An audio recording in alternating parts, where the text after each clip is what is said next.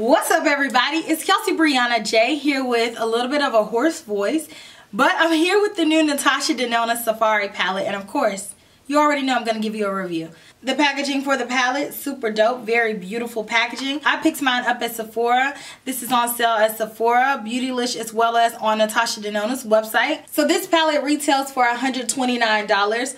Pretty on par with her other eyeshadow palette prices. This palette is limited edition. So here is the actual palette. It's that safari type green. I love the packaging. It's very beautiful. It says matte across the top. It's in that really sturdy plastic packaging. And Natasha Denona gives us huge mirrors. This entire section here is a mirror. I don't want to blind you guys, but just know that this whole thing is a mirror. Here are the eyeshadows, 15 eyeshadows, and in each eyeshadow there's 2.5 grams of product, which this went back to the original amount of product in her palettes. It was a huge deal last time that the Tropic palette only offered 1.5 grams of product, but now we're back to the 2.5 grams of products, which is awesome. Like I said, the name of this is the Safari palette, and the description of this palette on Sephora.com says that after receiving a huge amount of requests, Natasha decided to design the perfect matte palette. The color scheme is safari inspired,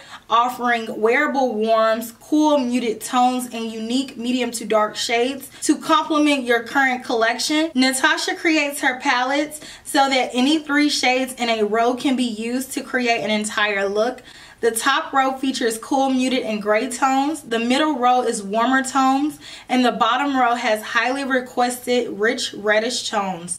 Monochromatic looks are simple to create by using colors horizontally, and polychromatic looks can be created by using colors vertically. It also says that these eyeshadows are not dusty and come in a zero fallout formula, which is ideal and yet very hard to find in matte textures. As the description stated, this is her first time doing an all matte eyeshadow palette.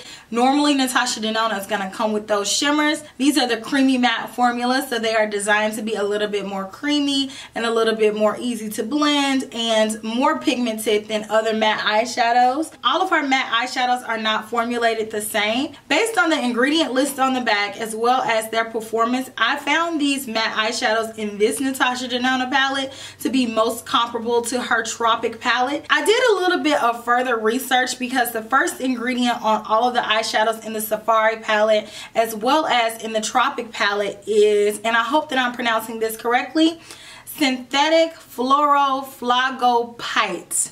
What that is it's a fluorine substituted mineral produced at very high temperatures, and it's composed of magnesium, aluminum, silicate sheets, a weakly bound together potassium. And so basically this is a filler. This is a very thinly formulated type eyeshadow. It builds up pretty slow, but when it builds up it does get good pigmentation, but it does take a while and it is a little bit drier. The color scheme of this palette is very interesting as well. Like she said, there's a mix of cool tones, warm tones, and more neutral tones, and you can go by the columns to create looks, or if you go by rows, it's different undertones in each row. I did a mix of eyeshadows in this palette just to give you guys a pretty well balanced look. These are more muted type colors, but for me, if you take out these 3 colors, this palette is full of colors that I use in my crease and colors that I use to deepen up my outer V. These aren't typically colors that I go for to wear on the lid, so for me this is going to be a pairing type palette. I have to use another palette in conjunction with this palette to feel satisfied in my eye look. I did my eye look totally using this palette today just for demonstration purposes, but for me these colors are a little bit too dark and I wouldn't typically wear them on my lid. This palette will be beautiful on a deeper complexion just because of the richness of the tones of the colors selected. This did remind me of the Subculture palette just because of the color selection, and I know a lot of people had a hard time creating different looks with this palette. I can see the same thing happening with this palette. You'll be able to mix and match colors from this palette together, and like she said, you can go by row or by column to find inspiration for colors to use together. But I want to go ahead and jump into swatches of this palette. You guys can see each shade row by row. I swatch it dry on my arm, and then I'm going to jump into the eyeshadow demonstration and I will walk you through how I achieved the look that I am rocking right now. Enjoy!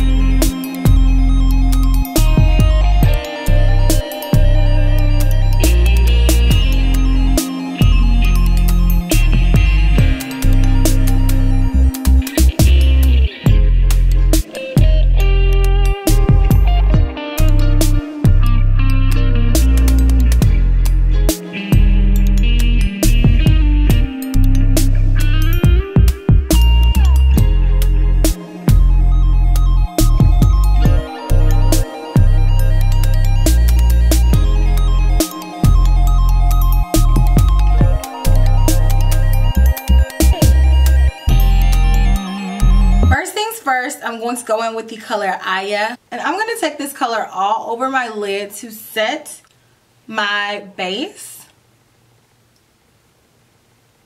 And next I'm going to take the color Tamarind. And I'm taking this color right in my crease.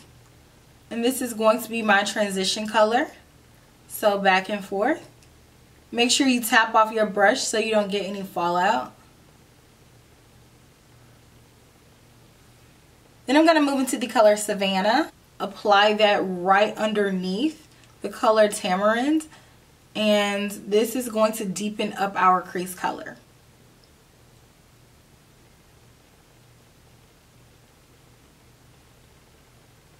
So take your time with this. And I want this color to be pretty opaque. But I still want our transition color to be apparent, so don't take it up too far. Keep it pretty concentrated. That looks pretty blended. Once you have that all together, I actually am going to go over my eyelid and clean it up a little bit with more base. I'm going to use my Born This Way concealer in the color Sand and a Sonia Kashuk brush. So all I'm going to do is apply more concealer and clean up the outline of the shape that I want my eyeshadow to be. I want it to be a little bit more oval. And I also want it to flare out a little bit. So once you get your shape together for how your concealer is going to be on your lid, as you can see, I winged mine out and did a cut crease. Go back over that concealer with the shade Aya to set it. Make sure not to cover up anything outside of where you applied the concealer.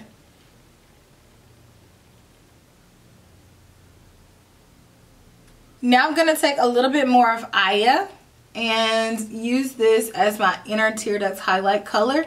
Stay within the lines. It's very important to keep this step very neat. And right next to that, I'm going to pick up the color Desert Date and pack this right next to that shade. And like I said, keep this pretty neat. I'm going to stop that shade about here and just pack it on until it's fully opaque. Next, I'm going to go in with the color Amara. Right next to Desert Date, I'm going to pack this color on. Again, make sure to blend it next to Desert Date and all the way up. Make sure you fill in that blank area. So once you have that blended out, now let's move on to the color Tribe. And I'm just going to fill this in on a little bit more of the lid space. Lastly, I'm going to go in with the color, I believe it's pronounced Masai. I'm going to end off the eye look with this. I actually am going to switch to a pencil brush just so I make sure that I keep this detailed and neat.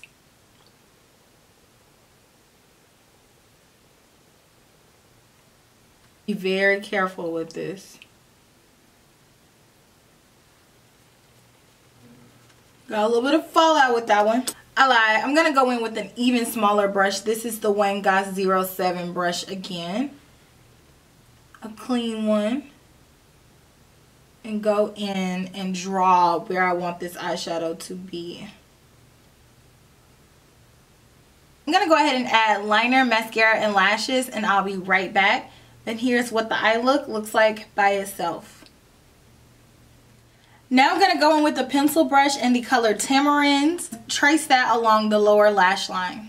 I'm going to take this all the way across simply because the top already has so much going on. I don't want to make the bottom super busy. So I don't want it to compete, just to complement. Okay, so this is the final look.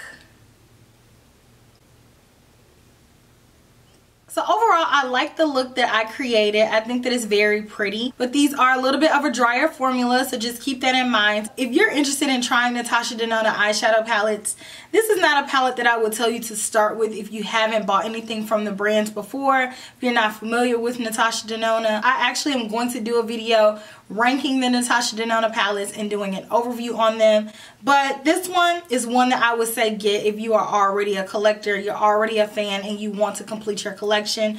Otherwise, I think that this is not a beginner-friendly eyeshadow palette. I think that this is more so for someone who already has a skill set there, and for those who are able to work with a color palette like this and are able to blend the colors together without turning them muddy, because this is a difficult palette to navigate. Let me know your opinions on this palette. Have you tried Natasha Denona products before? And I will talk to you all in my very next video. Smooches. Bye.